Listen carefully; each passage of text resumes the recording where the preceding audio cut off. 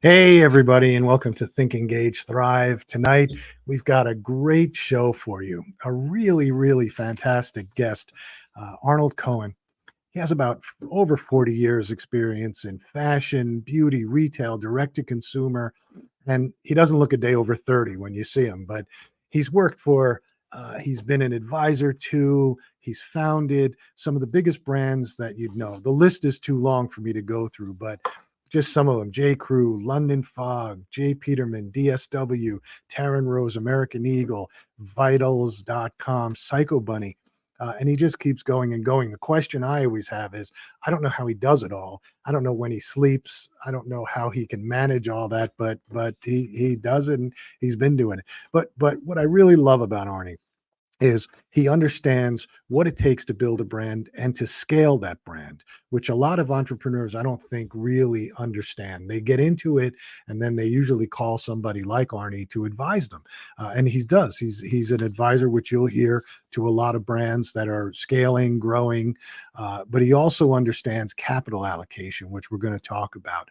He's been a partner, a managing director in a private equity group, and so his expertise, I think, is deep, not like anybody you've ever heard before. So we're going to hear from him. I'm going to bring him in a second. And I think it's really going to be an interesting discussion tonight. So I'm happy to have him. Arnie, I'm happy to have you here. I think, like I said, your background, what you do every day, is very interesting to me. And so I think it'll be interesting to the guests. And welcome.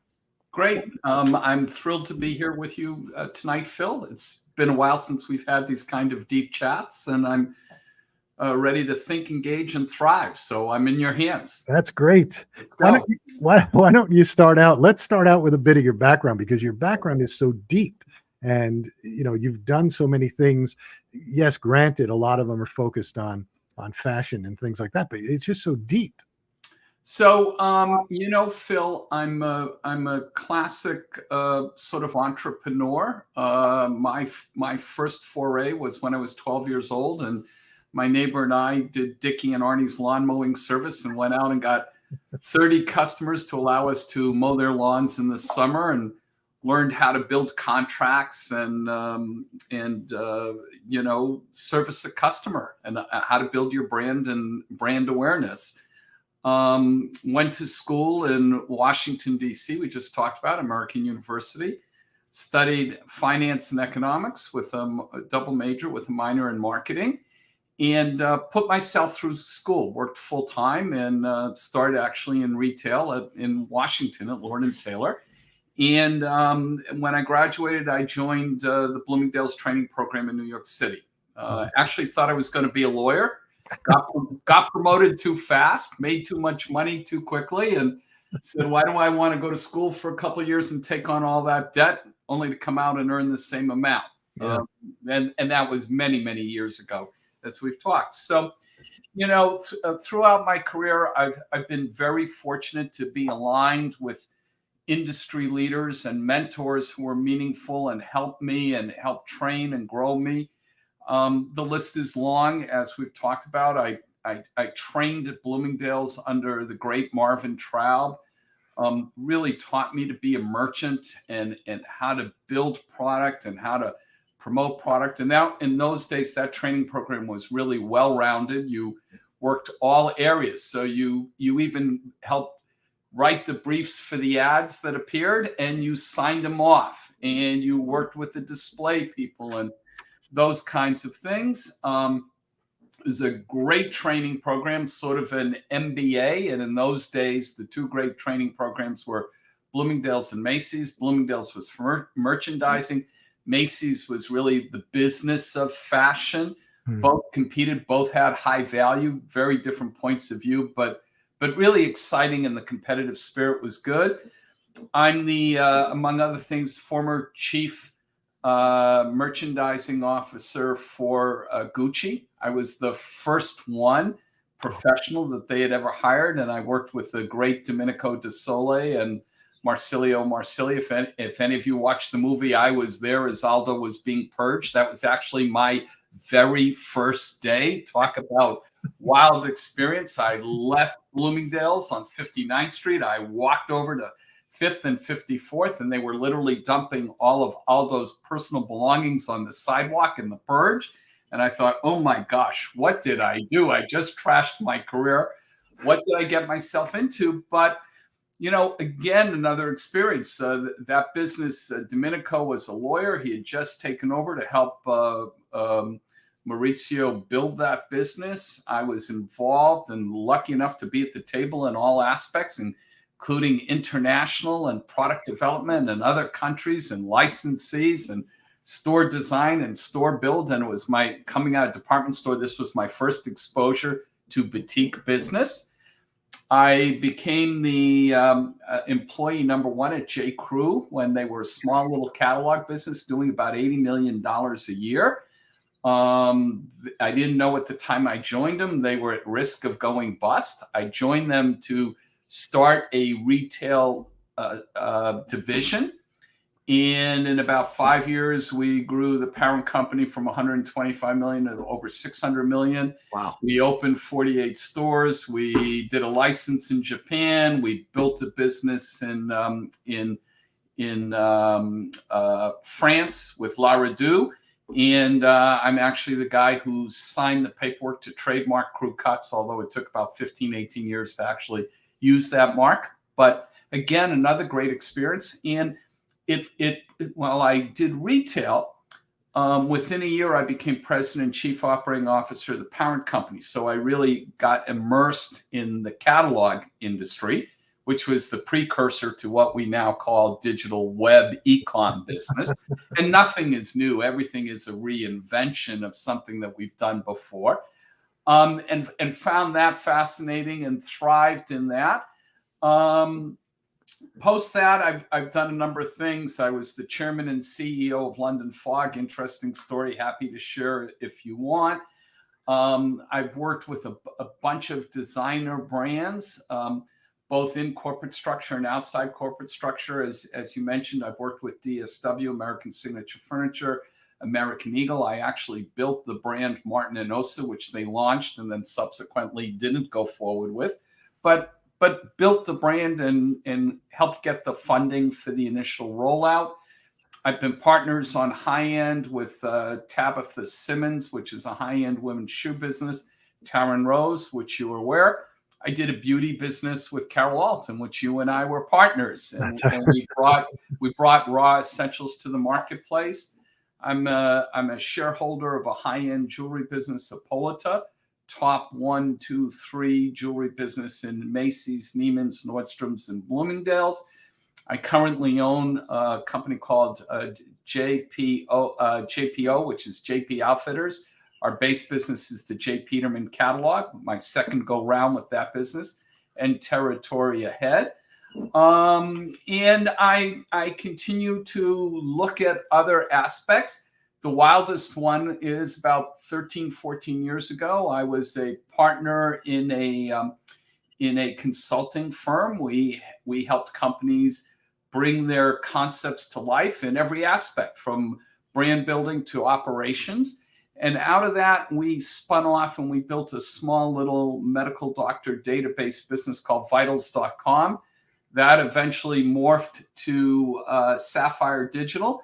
And my biggest win ever, multiple hundreds of millions of dollars in the payout when we sold the business. And we sold one part of the business to WebMD and the other part of the business to Zealous. Really out of my field of expertise, but the basic fundamentals remain. How do you build a brand? How do you listen to the customer? How do you deliver a product to them? How do you secure them, build loyalty, and then commercialize that? Right. And so, in a quick snapshot, it's a very varied career. It's been in everything from department store to junior business and everything from fine jewelry to home. And of course, this little medical doctor database. And if I'm lucky enough, my partner in that business and I have applied to open some dispensaries in New York City. We should hear end of December, early January. That's so In my old age, I'm going to become a legal drug dealer. Who knew? Yeah, it's big business today. I'll tell you, everybody. Right. Yeah. It's shocking. The average size of a dispensary in America, remember, average. So that's got a wide spectrum. It's got a dispensary in a town that has 1,000 residents and people in Vegas, and it's everything in between. The average net revenue of a dispensary in America right now is $14 million a year. Yeah. Yeah. Mind-boggling. Yeah, it is. It's incredible. We have one not far from here, and they changed the law in Maryland about 4 or 5 months ago, to legalize recreational marijuana. Recreation, yeah. And the morning that it was open, there was a line on this main road going into this one dispensary, miles backed up of cars. It was incredible. And it's amazing. It's the exciting part is, and you gave away that I've been in this industry for 40 plus years. That is true. But what keeps me young, not looking young, but what keeps me young is, I'm always curious. I always want to learn. I'm always trying to look for next and understand next. And if you love what you do, it's really invigorating. And this is a new chapter for me. I'm fascinated by it, and I'm anxious to see what transpires. Yeah, we were helping a company here locally that's bringing, initially medical marijuana, but now recreational marijuana. And it's every state is unique. Every state is different in how those laws work. And the interesting part is the actual growing mechanism, which in this state, you can only sell within the state. You can grow it. Same here. It's really because cannabis still is a controlled substance, and it's a federal crime. So you can't go intrastate. You can be interstate. Yeah. But every state is trying to figure out. It's very complicated. I'm embarrassed to tell you that I have a location on Fifth Avenue that we've been paying rent for almost 2 years. Wow. We were very optimistic about what the process was and how smoothly it would go, and everything that could go differently has. And as I said, we're feeling very good right now, but we'll know the end of December whether or not we'll actually get the license. We've sort of checked off all the boxes, met all the criteria, done all the homework. Everything lines up and says we should, but we're going to find out. Yeah. Well, not for the faint of heart. Yeah. No. Well, brand building in general is really not for the faint. Entrepreneurship is not for the faint of heart. So, but I do like what you said, that you're interested. You like to learn new things, because I'm the same way. That's why we continue to get involved with other businesses. I like it more on the technology side. We're focused a lot on doing things with AI and marketing and how that fits in. But I agree with you. I think it's fantastic. But I want to just go back, because we did talk many years ago and about London Fog. And I thought that was interesting, because they hired you essentially to turn that brand around. Right. And you had a good plan from what I've read, but things just, I guess, lack of cooperation. Life is complicated, and the more you spend time in businesses, the more you learn about different factions and different objectives and things like that. So, London Fog was an old tired brand that had been tarnished over the years. It had been somewhat bastardized. It was a made in America raincoat. That's where it started. And if you think about it, actually started in Baltimore, right outside of DC, and manufactured right in the center of Baltimore. And it was the raincoat, the trench coat, the piece of outerwear that everybody bought. London, although it had nothing to do with London, the the perceived relationship to the inclement weather that always is in London gave it authenticity. And the product was made in a union made in America, beautifully done. But over the years, they had done diversified lines, and they had allowed those lines that were distributed to lower quality retail outlets. They'd allowed those lines to trade on the London Fog brand.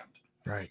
And I was hired by a PE firm to come in and shake that up and rebuild that business. And we did a number of things. First off, the union labor and the union environment was just killing the company. So the supplemental cost, the surplus cost, the surcharge to make in America versus in Europe at that time was, I'm going to say, somewhere around $30 a garment, which was a lot of money. You know, we're talking 35 years ago. So 30 years ago was a lot of money. And it was a really antiquated process. So among the things we did is we tried to upgrade the quality of the product. We tried to give it definition. We separated the brands. So there was London Fog. There was a sub-brand called Town by London Fog. We knew early on we were going to need a mover and a shaker to really change the perception of the brand and the look and to make it modern. And I actually brought in John Varvatos, and I yanked him out of Calvin Klein, where he was president and built the jean business, and gave him an opportunity to build his own brand as well. So we were the first ones really to do that. We recognized his talent and wanted to get behind him. And you know, we established a FOG brand, which was our top brand, London Fog in the middle, Town on the bottom, built the classic pyramid. And as part of that, I desperately wanted to keep the manufacturing in America. And I believe that we could do that by re-engineering the factories and taking a more modern approach, and by building this high quality classic made in America product. And, you know, you're going to laugh, but the plan was to import it to Japan, because Japan loves made in America. And they certainly did then. And they viewed that as a premium luxury, was to get a hand-sewn, handcrafted product in America. The problem we ran into is, you know, at that time, the unions were not thinking long-term about what was happening with American labor. They were practicing an old form, and we brought in a consulting firm to re-engineer, and they suggested things like we do electronic cutting, and that would have cost some jobs. It absolutely would have, and it would have changed from running 2 shifts in a factory to running 1, and instead of running 3, running 2 cutting rooms. They wanted to take cross-training team approach instead of having people on a line just knowing one kind of element. They want to do a team approach so that everybody could do everything, and they drive productivity. The union balked at it. We warned the union that it wasn't sustainable to continue to subsidize. They put on a very large campaign. You know, they're collecting dues. The officers are collecting dues. It is a commercial venture, and they voted it down. And as is the rights of the company, if a sector of business or factories are no longer viable, you have the opportunity to close them down. I didn't really want to do it, right? But we did, because the company couldn't continue to exist under the old way of operating. Of course, that upset the union. I got bomb threats. You know, my family was under guard 24 hours a day. I was under guard 24 hours a day. We actually shipped my kids out of my wife and my kids out of the country. That's how serious it was.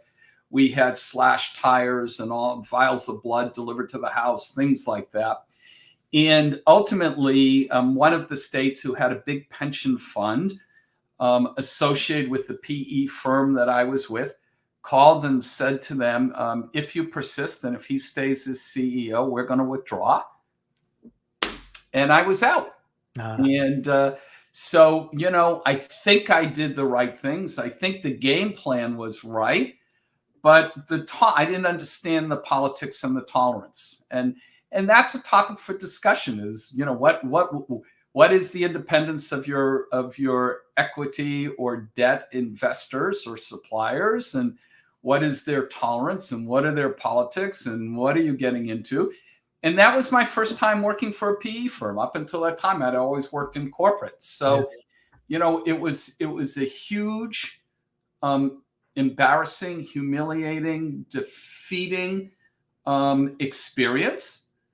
But I live my life, and I don't recommend this for everybody. I live my life this way, and I actually learned it from another retail giant when I was very young, and that was Les Wexner, who may be a little less popular today, but people have to, I think back of how he revolutionized retail. Yeah. And at a very young age, I had the opportunity to spend some time with him, and he taught me that literally every morning he woke up, he looked forward, he didn't look back.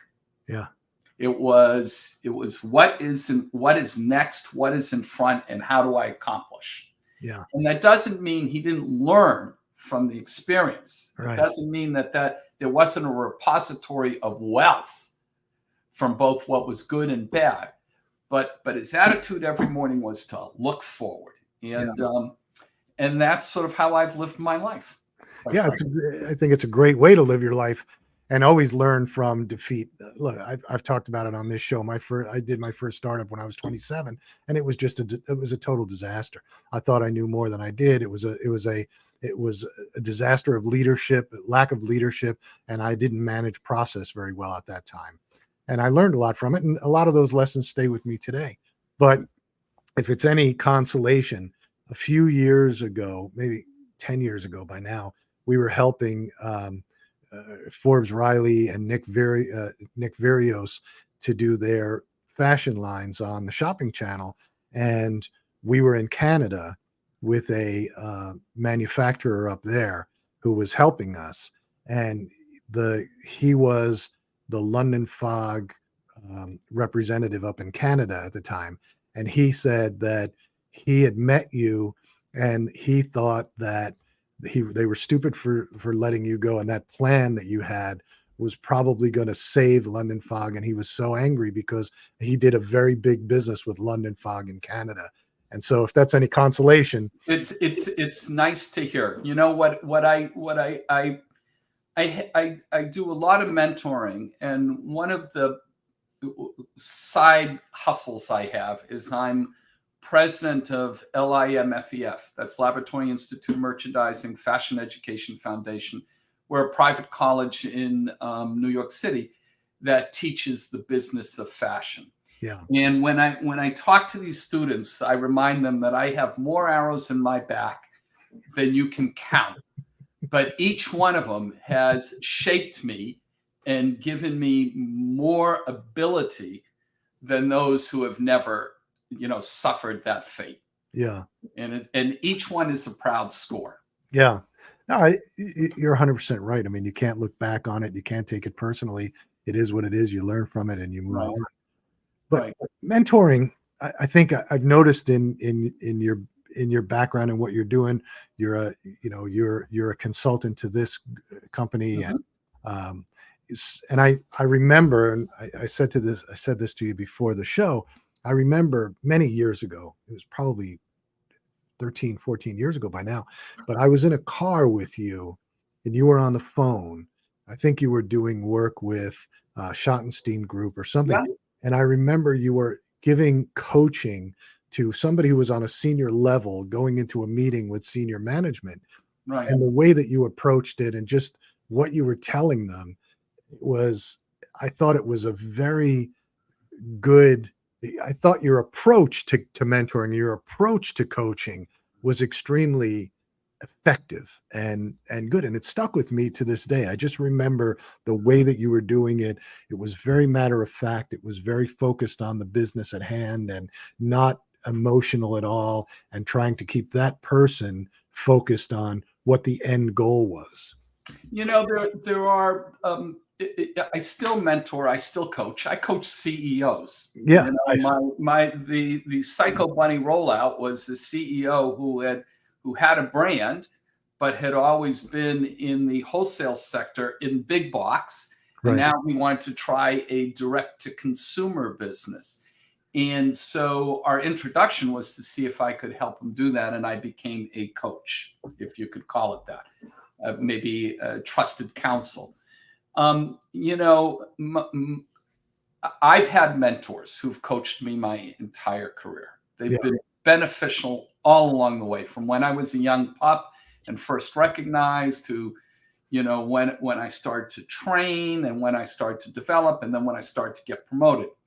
And what I try to do, and I think you've touched on one of them, is I always try to remove the emotion, because I'm a creative and I am emotional, but I've learned, you know, over the course of many years that the more emotional I am, the less likely I am to succeed, the less likely I am to communicate a point effectively, the less likely I am to listen to what's being said, to be able to process it, and then objectively either take from it or create a counter argument that will hold water, so to speak, versus the outburst. So my approach is a coaching approach. I never try to lecture. I never try to enforce my point of view. What I try to do is ask questions and help people logically frame the objective. So in that meeting, what is your objective? If you're going into a meeting, what is it that needs to happen on the back end? What's the decision that needs to be made? What's the course correction that needs to be made? And what is the most efficient way to get there? The longer you stay in, the longer you dialogue on it, the more likely you are to lose your way, the more likely you are not to meet your objective. So it's my coaching style, I hope, is effective, but is a tempered approach, getting clarity on and alignment on the objective, and then the quickest, easiest path to get there. And always talking about both sides, understanding what a countervailing point of view might be and how you might argue against that or build your case stronger so that you don't have to. And you know, to this day, I'm you know, I coach the people who work for me. You know, it's very complex when you have teams. Yeah. And you know, while the team may be all aligned, everybody's got their own individual personality. Everybody carries their own baggage. I certainly do.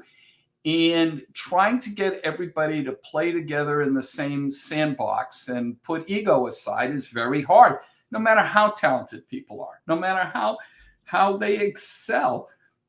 It is difficult, especially when you're either in high growth or high stress.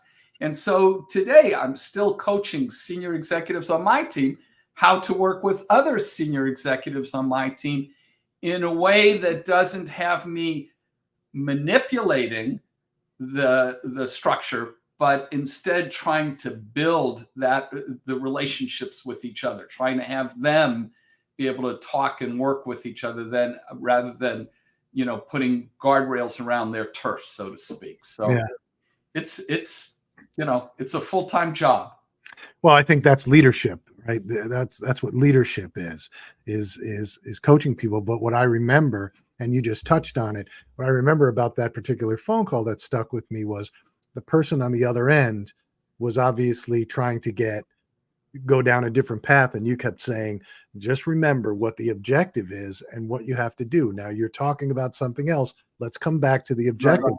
And it went on for about 5 or 10 minutes, and it was powerful enough that it stuck with me for all these years. And I relate it to what I do every day. So I think, you know, it was effective. Well, I'm glad I left that impression on you, and I'll try to live up to it for the rest of my days. I would certainly do my best. There's nothing to live up to. It was just it was a moment in time, but it was an effective moment in time. So.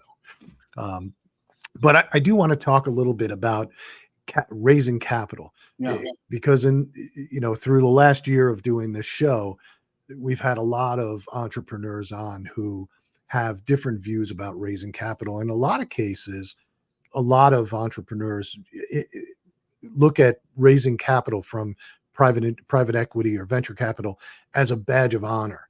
And in a lot of cases, I mentor at the University of Maryland School of Entrepreneurship. And what I always tell people is, before you start worrying about raising capital, you have to go and find a customer for what you're selling. You have to go out and find how you're going to go out and acquire customers. Because if you think you're just going to walk into a PE firm with your business plan and somebody's going to start writing you checks, it's never happened in the history of my life, unless it's never happened. And today, where conditions are even worse, it's unlikely to ever happen in the future.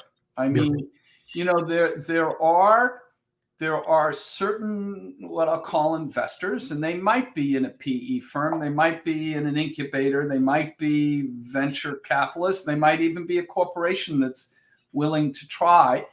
There are, on occasion, and you will hear the stories, and I've got some to tell, not necessarily me per se, but that I'm aware of, where people bet on the leader of the business. They bet on the potential, on the intelligence, on the vision, on the experience of, and have been willing to take a flyer. But that is a 1%. And the 99% is really about understanding your business, having a very strong plan, understanding your customer, your product, your points of distribution, your pricing mechanism, your margin, your road to profitability, the length of time that it will take you to get to profitability. And nowadays, in the process, there were the heydays where there was so much money to be put into the market, and people were trying to deploy and so hungry to do it that maybe the fundamentals got a little fuzzy. But that's not the case now. And anybody who's putting money in is really vetting very carefully. And they're working hard to poke holes and understand the exposure, the risk, which is, if they invest this money, are they going to get the reward, or are they likely to lose it? There was a point in time where venture cap and PE folks would say, I invest in 10. If 3 are home runs, the other 7 don't matter. I don't think that equation holds anymore. No. Yeah, I don't think so either.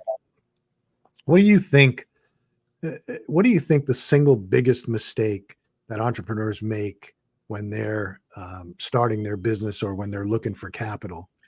Well, I've been giving that some thought, and my sense is the number one problem is the inability to really understand the amount of capital that's needed. Yeah. Whatever you think, you're going to need 2 to 3 times that, no matter what. And no matter how hard you've worked on that plan and built it and built in the various scenarios and the risk, I can virtually guarantee that what you're asking for is not going to be sufficient. And the problem is, if you've got a great plan and you've lined everything up right, and you get someone to bite and they give you X amount, but you run out and you need 2X or 3X, that part is very difficult. And it's probably the number one reason for failure. Is that the business wasn't capitalized sufficiently to make it across the goal line. Yeah. That I would agree with. So another thing that I'm curious about, you've worked in and transformed so many different types of businesses. You've been brought in either as a coach or an operator. When you get involved with these, is there a similar problem that you see across all of them, or is each one sort of a unique problem unto itself? Well, I don't know if there's a similar problem across all of them, but there are problems that you see more often than not. Yeah. Oftentimes, it's not a well-defined customer. Oftentimes, the differentiation of the business or the product is not clearly defined. Oftentimes, the objective and the vision is not communicated to everybody on the team, either from the get-go or on a daily basis or a weekly basis to keep everybody aligned. And I think those issues are, if the foundation isn't solid, it's very hard to build up on top of that. Right. Those are sort of the cornerstones of any business. And I find that's sort of, I'm going to say, a more common denominator. Yeah.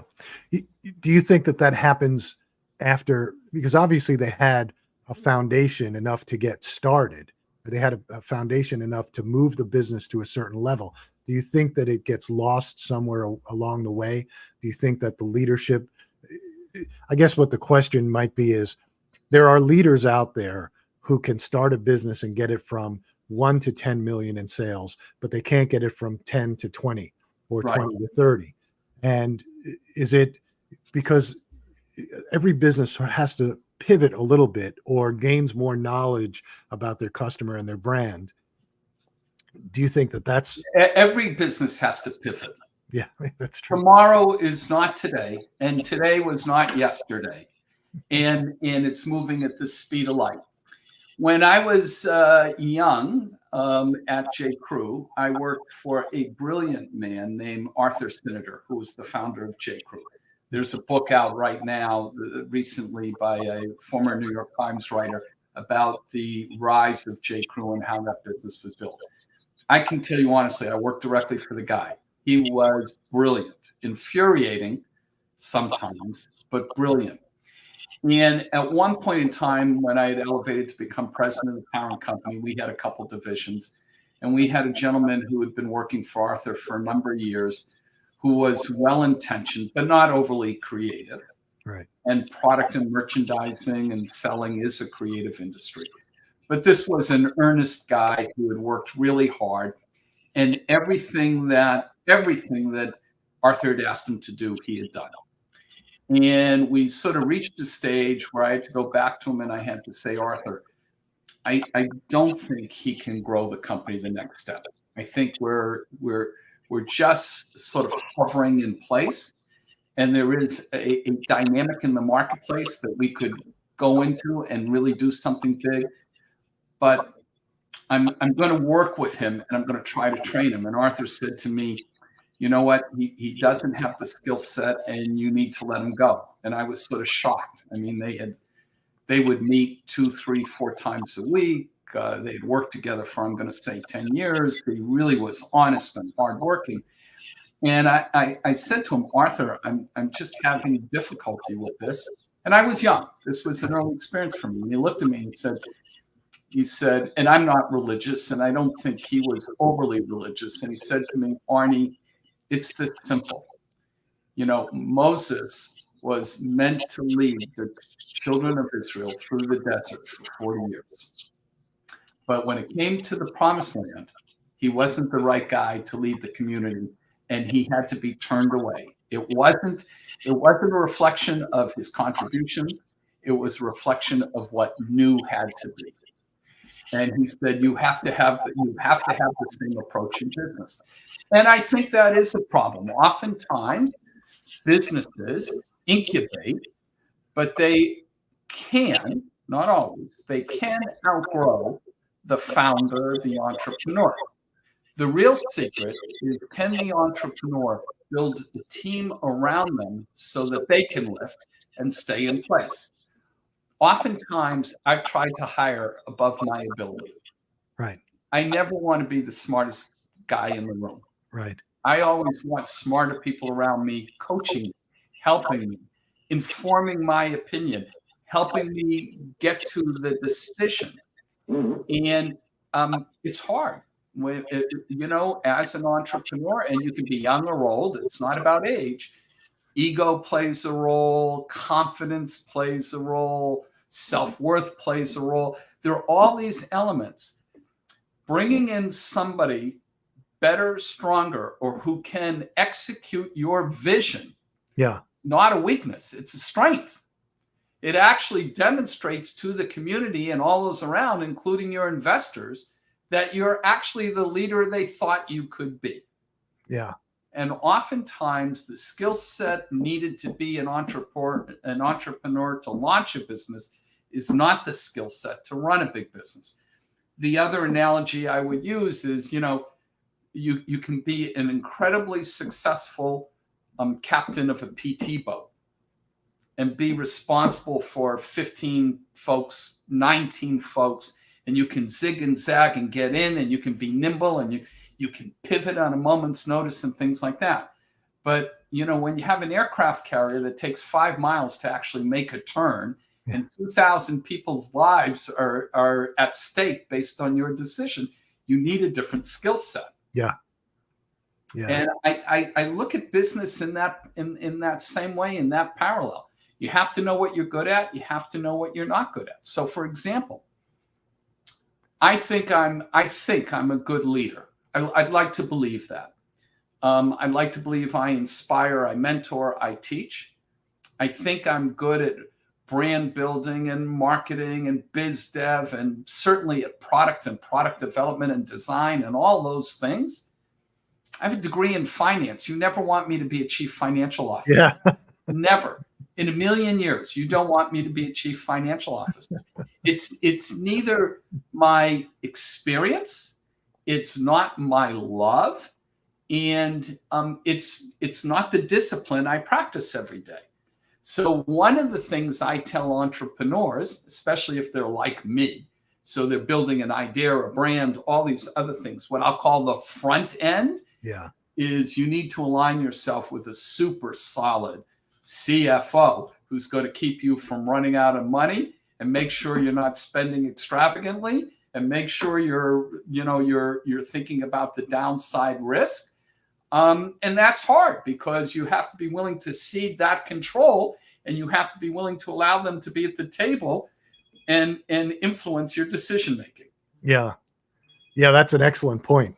I think entrepreneurs, when they start a business, they're so used to doing everything in the beginning, which you have to. Of and course. Then as a business grows, they start to bring in people. Everybody's marketing focused, more customers. But where I see that they start to get into trouble is exactly what you said, where nobody's really managing the funds and saying, hey, it's great that we got all those customers, but at what cost, right? It's great that we're out, getting customers for our e-commerce site, but we're spending $800 to get a $1,000 sale. It's never going to work. Right. So, and they don't have people telling them that, putting on the brakes, and that's where they get into trouble. Right. And it's difficult. Look, I every time I've had difficulty, and I can say this honestly, every time I've had difficulty, and I've already confessed I have lots of arrows in my back, it usually revolves around whether or not I picked or hired or had on staff the right financial partner to keep us out of trouble. I had a partner of mine many years ago, at a very early age, built a very successful business that he sold to deluxe check printers for $125 million. And I think he was all of, mid-30s when he sold that business. And that money today would be $300-400 million. And they really had no debt. And it was really an unbelievable success. His CFO, so to speak, his chief operating officer, was his dad, who was a successful businessman, but not in this industry, but a successful businessman. And how my partner related is his father would always say, I'm going to tell you the status of the money in the drawer. We have a full drawer, we have a half drawer, we have a quarter drawer, or we almost have no money. And he never bogged him down with what the finite details were. Right. But the indication was, you're burning too much, you have enough to invest, you have nothing, and you better stop. Yeah. And that was the success that this gentleman used to build his business. And so for me, that always remains one of the things. I think I shared with you years ago, When I became president and chief operating officer of J. Crew Group Inc., which was J. Crew Catalog, J. Crew Retail, also included a brand called Clifford and Wills and a brand called Popular Club Plan. I went out and I hired a CFO who I paid more than me.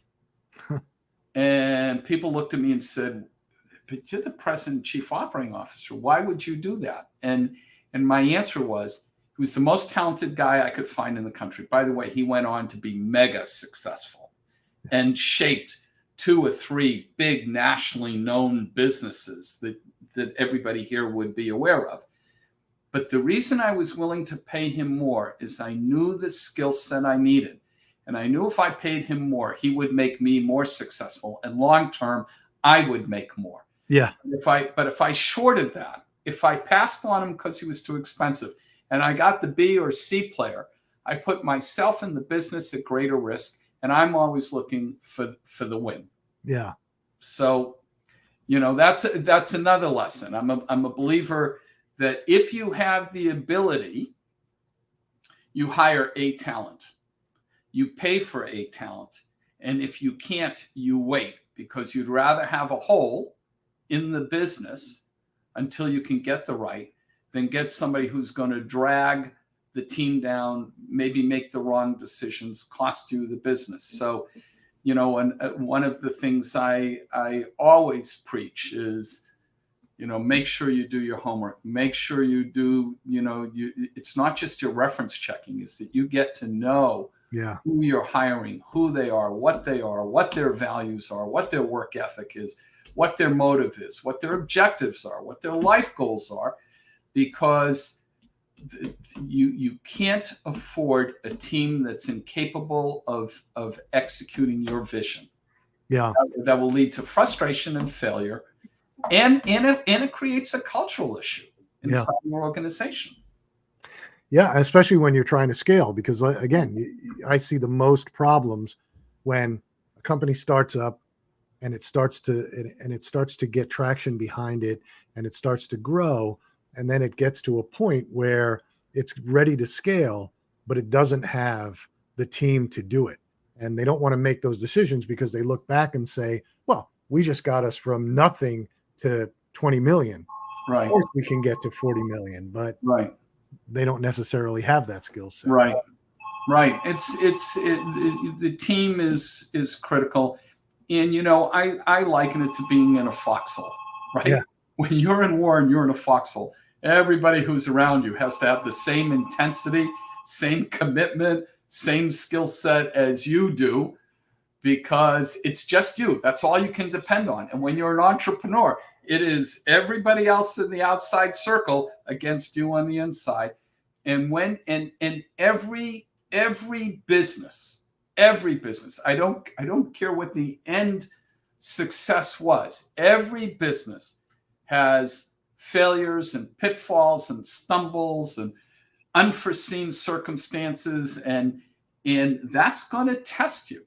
I mean, we've just come out of the most difficult time in our recent history. Who could have ever predicted COVID and what would happen? It reshaped the entire industry. It reshaped how we worked. It reshaped where people lived. It reshaped what their values are. It reshaped how they think about work-life balance and what you can do. Who ever would have thought that on the 20th of March, 2020, all business could stop? Yeah. Not in America. Impossible. Yeah. No, it's an excellent point, because I think it also created this viewpoint about strategy and what if this happens again, and how will we approach it? Even for our small company, for our agency, it was a very challenging time. We made it through, but we also look at it and say, well, if this ever happens again, these are the things we have to do. I spoke to you about looking forward, but not forgetting what you learned, but looking forward. When one of my businesses, the Peterman JP Outfitters, is a catalog business. Well, all commerce stopped in March of 2020. All commerce stopped. Yep. My customer is an affluent customer. All commerce stopped. The world came to a crashing halt, and nobody knew if they were going to survive. The last thing they were worrying about was buying a dress or a skirt or a new jacket or whatever. Okay. Yeah. It was about survival, food, heat, rent, health, not catching it. That's what it was about. And, immediately we stopped mailing catalogs because we had to cut the burn. We reduced people to 3.5 days a week and try not to lose them, but, shared in the pain. Well, when the Ukraine war started 2 years ago, we saw a similar, when it first started and Russia invaded, we saw a similar retreat. And we took out our toolbox and we said, okay, we've seen these kind of indicators before. What are we going to do? And we scaled back. We scaled back our circulation. We scaled back our plan. We scaled back our open to buy, right? Yeah. I will say that on October 7th, we watched the business on October 8th. And I'm not saying just for me. I have on my board a lot of industry movers and shakers. And I'm talking from mass to luxury. Many of us can pinpoint that on October 8th, the attitude changed for the consumer, and we are still facing it today. If you open up your mailbox, you've been inundated since the 8th, 1 month later, since the 8th of November, you've been inundated with Black Friday messaging, price promotion, deals, because the consumer retracted. Yeah. And it's not really about whether they backed Israel, they backed Palestine, or the Palestinian people or anything like that. It is shaken to their core. What does this mean? What does it mean with superpowers? What does it mean to the cost of energy? What does it mean to freedom? What does it mean to the budget? All those things.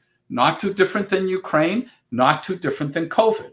Yeah. So there are these learning touch points, and we did the same thing when we saw Ukraine. We cut back circulation. When we watch this, we've cut back circulation for the end of the year because we're not taking anything for granted. We're learning from the past and trying to use it and pivot in the future to protect our business. Yeah, that's great. That's great learning. This was just a phenomenal conversation for me, and I'm sure for everybody who's watching. I really appreciate you coming on. We actually went over a little bit longer than we should. I'm sorry about that. I'm probably. No, I told you I'm emotional and I don't creative, so I tend to talk too much. I didn't want to stop it, okay. So I just dug into my ending scenario, but that's okay. I can cut that short. But yeah, I really appreciate you coming on, Arnie. I really my pleasure, Phil. So nice to reconnect with you. Yeah, it was fantastic, and I hope we can speak again. Invite me again. I'd love to come on. I want to wish you a happy Thanksgiving. Everybody who's watching, a happy Thanksgiving, and I want to wish all of us peace and a return to prosperity. Thank you. That's great. That's a great ending message. Thank you. Okay. Be good. You too. Good night. Good night. Bye. And so, again, that was, I think, phenomenal discussion, phenomenal accomplishments. I have known Arnie. I have to let you know, I have known Arnie for about, I guess, 18 or 19 years, but we haven't stayed in touch, but he's just been a great wealth of understanding and wealth of knowledge. He's done a tremendous amount of things. Great entrepreneur, great messaging. I'd love to have him on again, but I hope you guys got a lot out of it. I know I did. I like doing this show because I learned so much. But just like Arnie said, I wish you all a happy Thanksgiving, because this is Thanksgiving week, and I hope we make it through, all this turmoil that's happening, and everybody have a great holiday season, and peace and prosperity. And thank you all for tuning in. So good night, and we'll see you next week.